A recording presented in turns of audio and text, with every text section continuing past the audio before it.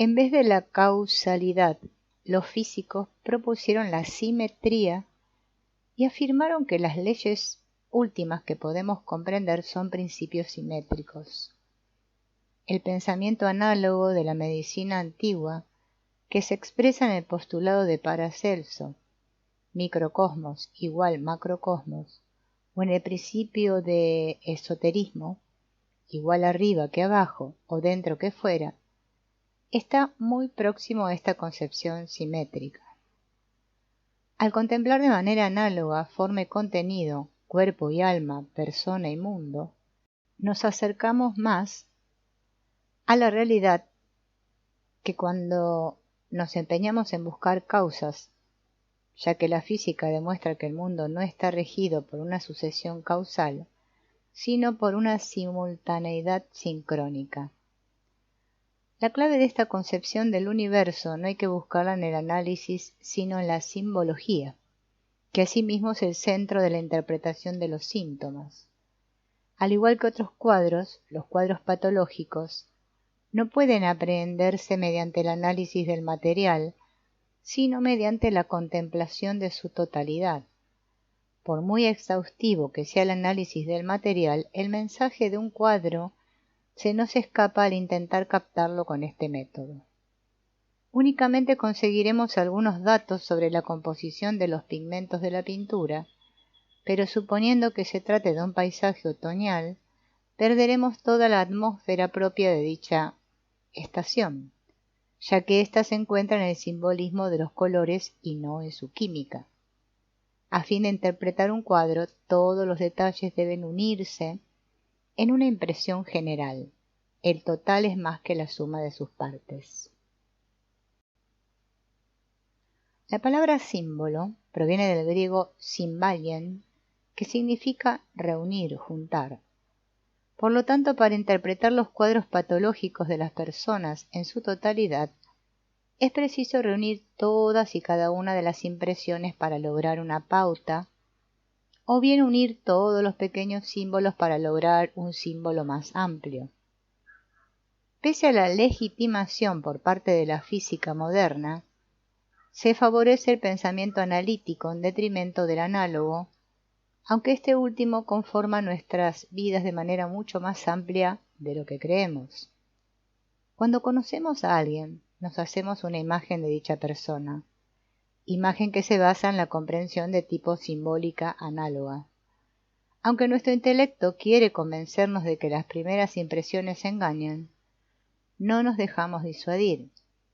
Si nos fiamos de la razón, tiene que pasar bastante tiempo para finalmente darnos cuenta de que nuestra primera impresión no nos engañaba. Cuando visitamos a alguien en su casa, enseguida nos hacemos una imagen de dicha persona a partir de dónde y de cómo vive, al igual que del coche que posee, etc. Todo ello se basa en una interpretación más o menos consciente de los símbolos.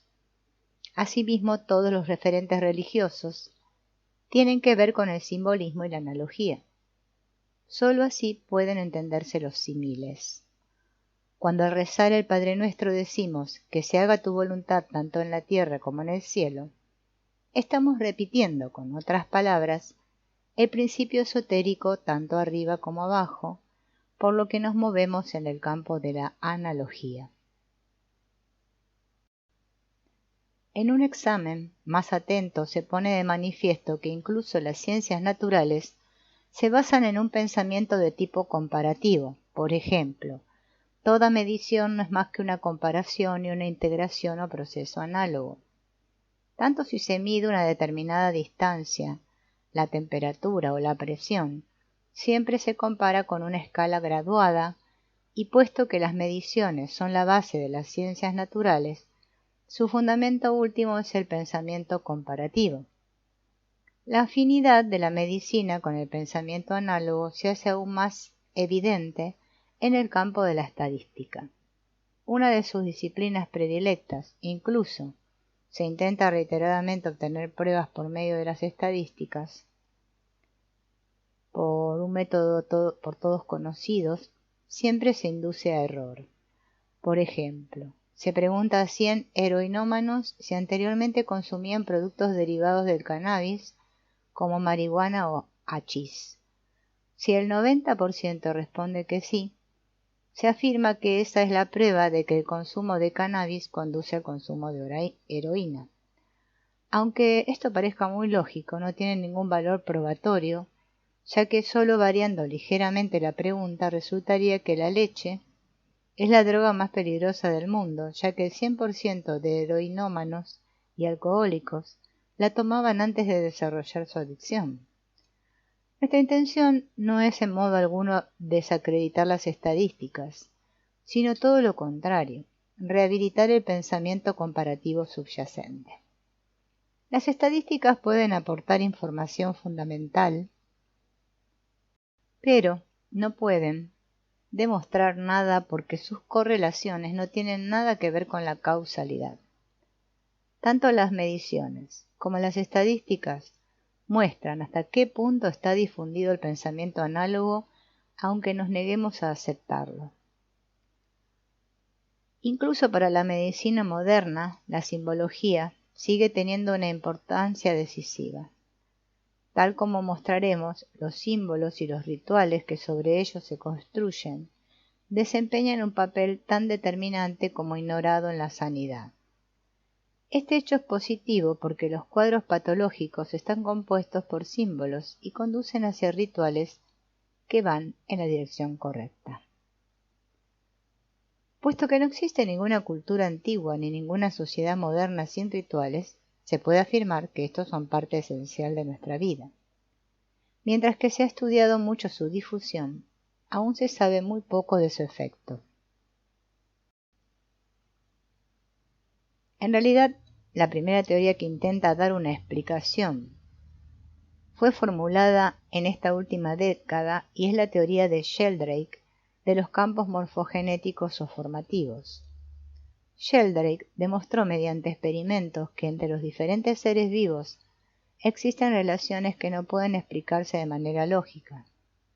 Sheldrake postuló la existencia de los campos formativos, llamados así porque transmiten dichas relaciones sin necesidad de transferir materia o información. Todas las culturas antiguas que conocemos tienen algo en común. A partir de ciertos símbolos elaboraron rituales para fases especiales de transición vital, así como para enfrentarse a las exigencias de la vida cotidiana. El hombre moderno es el único que cree no necesitar rituales y los considera supersticiones del pasado. En vista de ello, resulta asombroso la gran cantidad de ritos que aún perviven en nuestra época por más que esté sometida al yugo de la razón. Ya sea porque no nos damos cuenta o porque los pasamos por alto, siguen dominando el panorama social. Junto a unos pocos rituales que se han conservado conscientemente como tales, por ejemplo los bautismos, las confirmaciones, las bodas y los funerales, conviven innumerables acciones que realizamos de manera inconsciente o casi inconsciente y que perduran por su carácter ritual. Nuestra vida cotidiana está llena de rituales forzosos. Por ejemplo, cuando caminamos por la acera y no podemos evitar ir siguiendo el dibujo del pavimento. Cuando al ir en tren nos vemos impelidos a contar los postes que van pasando. Cuando comprobamos 5 veces si el coche o la puerta de la casa están realmente cerrados. Si el interruptor general de la luz está desconectado, etc. Todas estas acciones no tienen un sentido lógico, sino que son típicamente rituales y se realizan sin ningún otro objetivo que sí mismas. Además de este tipo de rituales cotidianos y en apariencia, sin importancia, también existe un gran número de rituales importantísimos. Nuestro sistema judicial descansa sobre la base de que los miembros de la sociedad creen en el viejo ritual de impartir justicia y lo reconocen. El carácter ritual de los juicios se manifiesta claramente en su severo procedimiento. El reglamento judicial es casi como las reglas de una orden religiosa, mientras que el atavío del juez, de los acusados y de los defensores son vestiduras rituales cargadas de significado. ¿Por qué otra razón llevaría un jurista adulto un vestido y una peluca, sino para servir al ritual de la justicia? Al igual que el párroco, el juez debe cumplir las funciones de su cargo, sin tomar en consideración su propia persona o la del inculpado. Mientras actúa en calidad de juez, únicamente está subordinado a las reglas del ritual de justicia, y hasta el final del juicio debe olvidarse que es una persona con opiniones particulares. Si no lo consigue, se deja guiar por criterios no contemplados en los libros de las leyes, se le aparta por ser considerado parcial en el asunto. El cierre de cualquier contrato, es decir, el reconocimiento consciente de unos principios mediante la firma de la propia mano, cumple los criterios de un ritual. Por ejemplo, no es posible poner el nombre mecanografiado o un sello al final del escrito, aunque así sería más legible. En acuerdos de tipo político salta a la vista que su ratificación es una celebración de tipo ritual. También el trato entre las personas está sujeto a determinadas reglas rituales, que vistas en sí mismas y en su función no tienen sentido. Por ejemplo, ¿por qué nos saludamos con la mano derecha abierta y no con el puño izquierdo? Nuestra vida está regida por símbolos y señales que van desde los colores de los vestidos hasta las señales de tráfico. Su validez se basa en la carga ritual que poseen, que hacen que sean reconocidos y seguidos. Las reglas y las señales de tráfico no tienen en sí mismas ningún sentido, pero son respetadas por todos y así regulan las situaciones más complicadas. Los rituales no son lógicos, sino simbólicos, son modelos efectivos. Sin ellos, la convivencia social sería imposible. El problema estriba en que los rituales inconscientes no funcionan tan bien como los rituales conscientes, y que en las sociedades industriales domina una fuerte tendencia a ignorarlos. El significado de los ritos cada vez va perdiendo más terreno en nuestro consciente, sumergiéndose en la sombra. Como consecuencia, en la superficie social las formas sin contenido se pervierten convirtiéndose en meras costumbres, que por estar firmemente arraigadas en modelos antaño conscientes son muy difíciles de erradicar, mucho después de que su significado original se haya olvidado por completo. Las costumbres permanecen y siguen proporcionando un marco a la sociedad. Por lo general, los intentos por reformar la sociedad suprimiendo dichas costumbres fracasan porque están muy enraizadas. Recordemos con qué entusiasmo los revolucionarios franceses de 1789 intentaron sin éxito sustituir la semana de 7 días por un lapso de 10 días, más lógico y productivo. El ritmo de 7 días estaba demasiado arraigado en la realidad y sobrevivió a la revolución. Incluso cuando ya no sabemos cuáles son las raíces, continuamos siguiendo las reglas que de ellas emanan. Permanecemos dentro del marco de seguridad que nos brinda el modelo. El único peligro es que el aumento de la conciencia comporta una merma de la carga espiritual. Si las reglas se cumplen solo de manera mecánica, sin conciencia, terminan por diluirse. Cuando ya no se reconoce su significado, nos parecen sin sentido, por lo que dejamos de interpretarlas e inevitablemente pierden importancia. Las etapas de transición en la vida requieren rituales y en todas las épocas han existido. Mientras que las culturas arcaicas creían en la fuerza iniciática de los ritos de la pubertad, entre nosotros perdura su último vestigio, la confirmación, aunque considerablemente desvalorizado. Sin embargo, al no reconocerlos conscientemente, degeneran hasta convertirse en costumbres que ya no cumplen su función. Para los jóvenes de hoy en día resulta muy duro el paso a la edad adulta, porque no disponen de rituales de paso conscientes que los introduzcan en el nuevo modelo del mundo de los adultos, que posee unas reglas y unos símbolos radicalmente distintos. Mientras que nosotros pensábamos estar salvándolos del horror de las supersticiones más oscuras, en realidad les estábamos privando de oportunidades de madurar.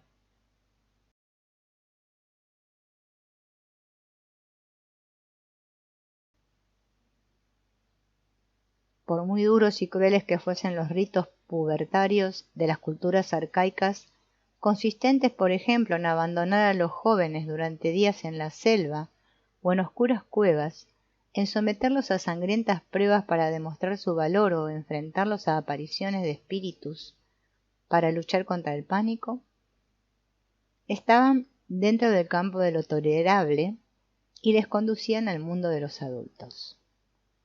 Puesto que no es posible realizar este paso sin rituales, los jóvenes actuales deben buscar sustitutos. Por ejemplo, fumar de manera casi ritual el primer cigarrillo con su grupo de amigos, sabiendo perfectamente que aún no son adultos, osan disfrutar antes de tiempo de un privilegio reservado a los mayores y que para ellos aún está prohibido.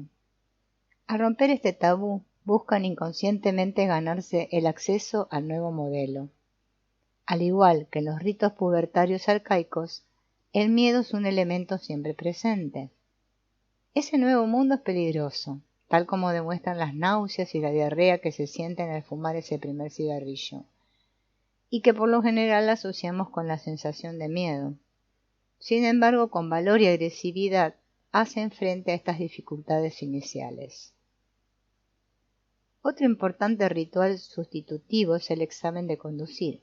Para ser miembro de una sociedad motorizada es preciso disponer del correspondiente carné que los acredite.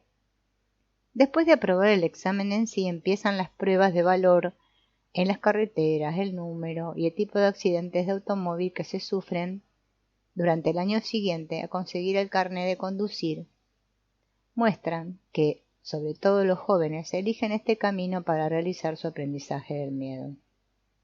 El problema que plantean estas acciones sustitutivas es que por falta de conciencia y especialmente por no existir una mano adulta que los guíe, los jóvenes no encuentran seguridad en el mundo de los adultos.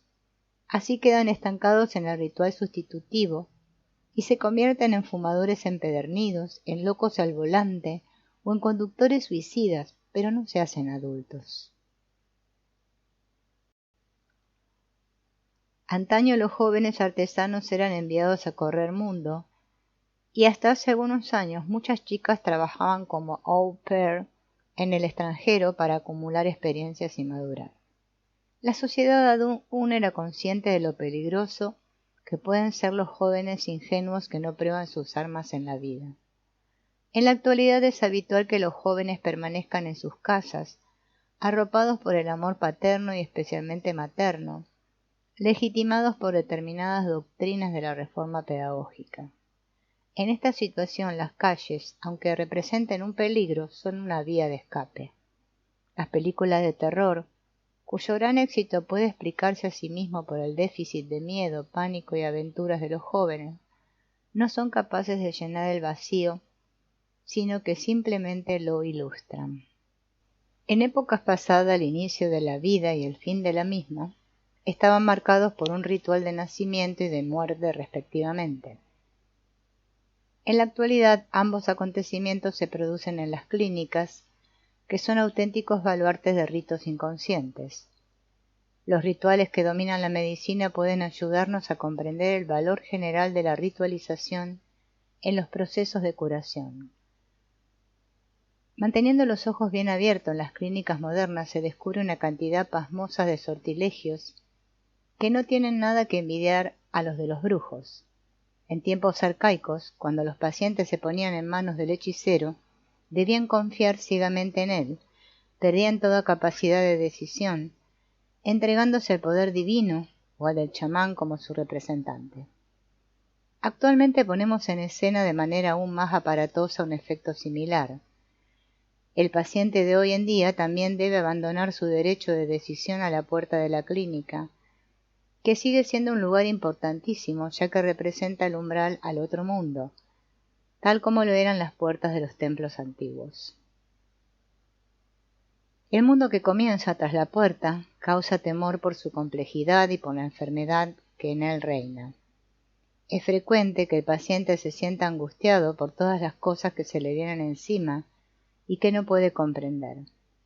Probablemente las personas que acudían al templo de Asclepio en la antigüedad lo hacían embargados por una sensación similar, aunque eran más conscientes. Después de registrar al paciente, siguiendo un estricto procedimiento, era conducido lo más rápidamente posible a la cama. Aunque la persona se sienta perfectamente y haya ingresado para someterse a una exploración o a una operación, en el hospital todos los pacientes deben estar tumbados. La cabeza, que representa el centro de mando, no puede llevarse erguida, sino que debe descansar. De este modo se asegura al mismo tiempo que al menos físicamente el paciente está a los pies de los médicos y se pone de manifiesto que durante el tratamiento está a un nivel inferior a estos. El enfermo apenas puede opinar y mucho menos tomar decisiones. Tanto en la forma como en el contenido, se convierte rápidamente en paciente. Recordemos que la primera acepción de la palabra paciente es quien tiene paciencia. Por si fuera poco, las enfermeras le obligan a desvestirse y a meterse en la cama. Es decir, que ya no puede decidir cuándo se va a la cama y cuándo se levanta. Poco a poco se rebaja el grado de responsabilidad del paciente al de un niño. En la mayoría de las clínicas hay que compartir la habitación, algo que recuerda asimismo la época de infancia. Esto tiene el efecto añadido de que la enfermera dice cuándo hay que dormir, naturalmente para el bien de los queridos niños. Es preciso apagar la luz y cerrar los ojos. Al día siguiente, tras lavarse por orden de la enfermera, los pacientes desayunan, pero no lo que a ellos les apetece, sino lo que otros creen que es más conveniente. Y si no se lo terminan todo, son suavemente reprendidos con palabras y miradas reprobadoras. Algunas enfermeras exageran aún más esta situación al caer inconscientemente en una especie de media lengua para bebés. Sin duda su intención es buena, aunque tiene el efecto de poner a los pacientes en su lugar. Por lo tanto, se celebra un complejo ritual con el objetivo de rebajar a las personas a la categoría de pacientes, muy similar a la categoría de niños. Este proceso es acelerado por gran cantidad de pequeños detalles. Si los pacientes quieren pasear, deben hacerlo en pijama, camisón o albornoz, y no como es propio de adultos. También es imposible que estén lo suficientemente sanos como para recibir de pie la visita de los médicos, sino que deben tumbarse en la cama y esperar pacientemente las palabras de esos semidioses. Lo cierto es que estos deciden prácticamente todo acerca del destino del paciente, al cual solo le comunican los resultados. Cuando los médicos están de consulta, utilizan una lengua secreta apenas inteligible, comparando curvas, gráficos y resultados de mediciones. La visita de los médicos al lecho del enfermo se desarrolla siguiendo estrictas reglas rituales. Por lo general es una exaltación de la jerarquía. La palabra jerarquía significaba originalmente en griego dominio de los dioses. Por lo tanto, el médico jefe, que ocupa el lugar más alto en la jerarquía, manda y ordena como un sacerdote del culto al sol. Las libertades que los enfermos pueden permitirse con las simples enfermeras, que al fin y al cabo representan al pueblo llano, son impensables con él. El médico jefe da la impresión de saberlo todo y no tiene por qué justificar nada.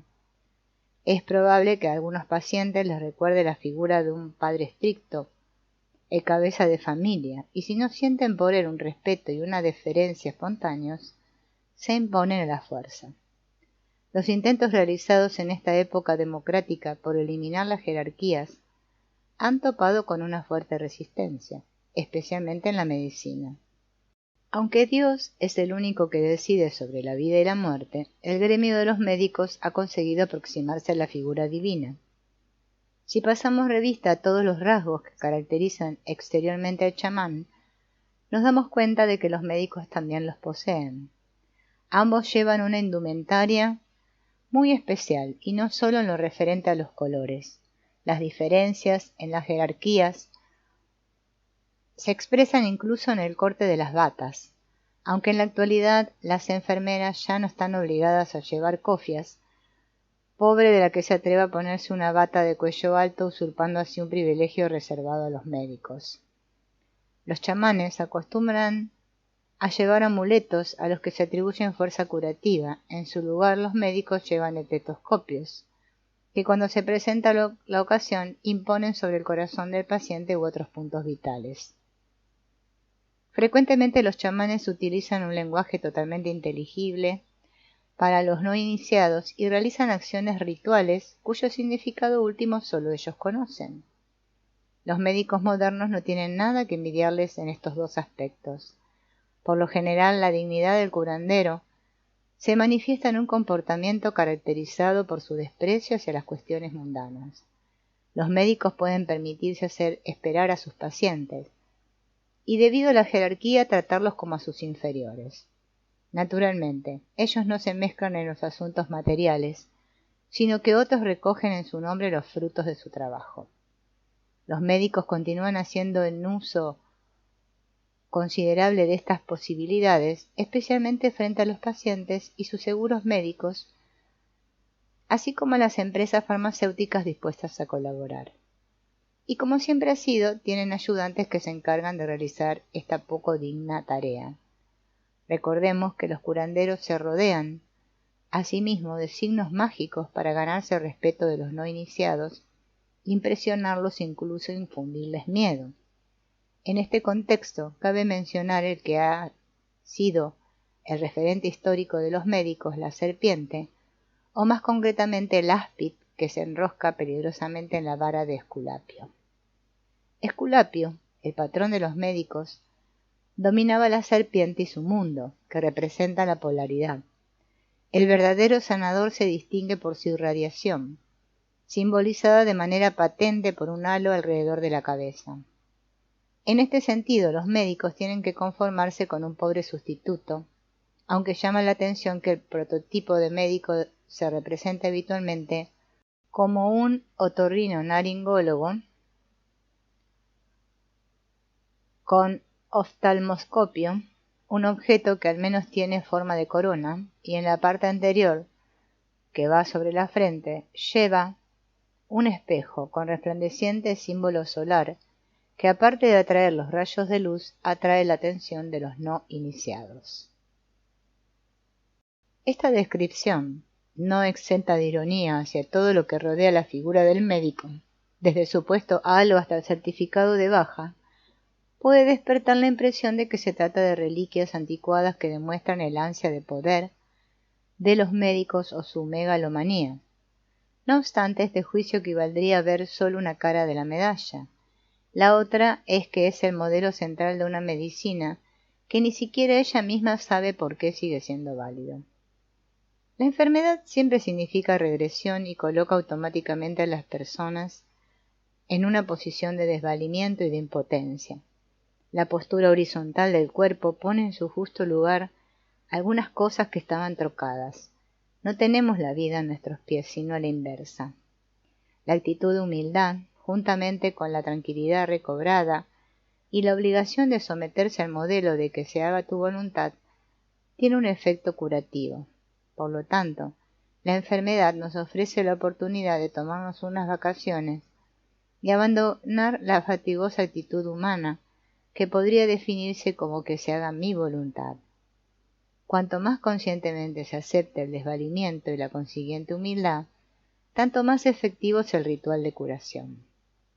Por este motivo, todos los intentos, por bien intencionados que sean, para que el paciente esté en igualdad de derechos y recobre su capacidad decisoria, son contraproducentes comparados con la pauta realmente sanadora. Esto se pone claramente de manifiesto en las clínicas privadas, que no consiguen mejores resultados por dar un mejor trato a sus exclusivos enfermos. Se trata justamente de evitar que el paciente, en su situación de enfermo, siga ejerciendo el mismo poder y tenga las mismas pretensiones que cuando estaba sano. Lo que necesita es tomar conciencia de que se encuentra en una situación de desvalimiento fundamental, a lo que le ayudan incluso los modernos e inconscientes rituales de los centros médicos. Lo que realmente pone en peligro sus oportunidades de curación no es la organización jerárquica de la clínica o la glorificación de la figura del médico, sino las fantasías de omnipotencia de los facultativos. que cierran los ojos a la realidad y hacen creer que ellos lo tienen todo bajo control. En realidad, estos médicos, por mucho que contribuyan a edificar la torre de la medicina, nunca han conocido lo sagrado, la verdadera cima de la jerarquía. Aunque ahora construyan con marfil, más pronto o más tarde les alcanzará el mismo destino que a sus afanosos predecesores, los constructores de la Torre de Babel. Pese a la desconfianza con la que los médicos de mentalidad científica contemplan el efecto placebo y con mayor razón aún la droga señor doctor, ambos son elementos esenciales del moderno ritual de la medicina. Cuanto más reconozcan los pacientes, al menos de manera simbólica, la soberanía de lo sagrado en la jerarquía, tanto mayores son sus posibilidades de curación. En este caso, el médico es la superficie sobre la que se proyecta el anhelo de guía y consejo de la instancia superior. Una medicina que no integre a Dios o el principio de la unidad necesitará siempre dioses sustitutivos para poder sanar. El semidios de la bata blanca es solo una caricatura, pero en cualquier caso es mejor eso que nada. Ni siquiera la medicina científica, que intenta actuar de manera objetiva, sin dejarse influir por los imponderables del alma, puede prescindir de Dios, aunque ella lo llama ciencia. Por lo tanto, para los fieles de la ciencia, la creencia en una medicina omnipotente e infalible les ofrece una oportunidad de curación. Por el contrario, la duda permanente propia de la religión de la ciencia excluye prácticamente cualquier posibilidad de sanación. La medicina practicada en la antigüedad muestra hasta qué punto son eficaces en el ámbito médico los campos formados a partir de rituales. Los hospitales de antaño eran los templos del dios Asclepio, a donde acudían desde todas partes los enfermos y las personas que necesitaban auxilio. A su llegada eran aleccionados por los servidores del templo en los rituales preliminares del recogimiento y la purificación. No se practicaba una medicina tal como nosotros la entendemos. No se realizaban operaciones, ni se administraban medicamentos desde el punto de vista actual. De los campos que conocemos, únicamente desempeñaban un cierto papel la higiene y la dietética, aunque en aquel tiempo estos términos eran mucho más amplios que en la actualidad.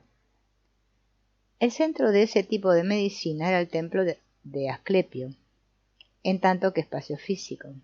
A través de muchos rituales se creaba allí un campo en el que podían producirse sanaciones.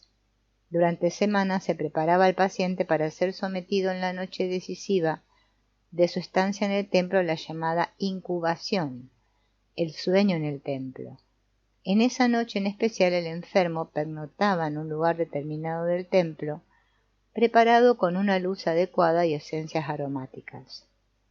El proceso de curación se producía durante el sueño. Según las palabras, en sueños otorga el Señor a cada uno lo suyo.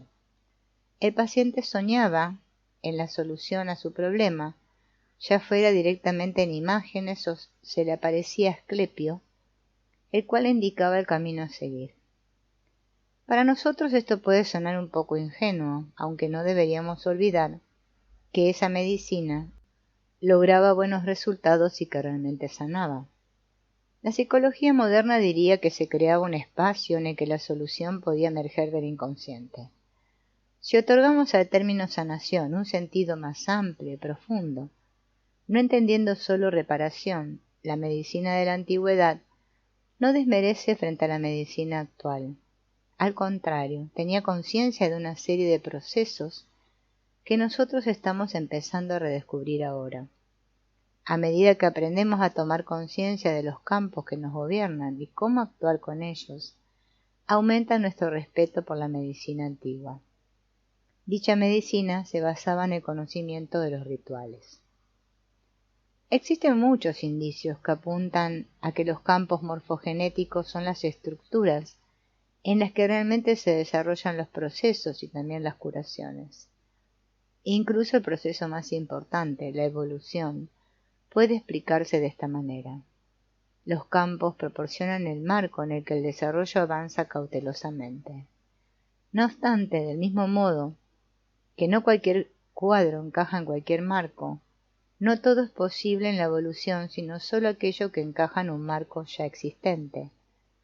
Por consiguiente, la sanación, en sentido de restablecimiento completo, no es posible en todos los casos, sino únicamente cuando la naturaleza de la persona afectada lo permite o cuando ya está previsto en su pauta. Por el contrario, la sanación en el sentido de liberación de la propia pauta siempre es posible.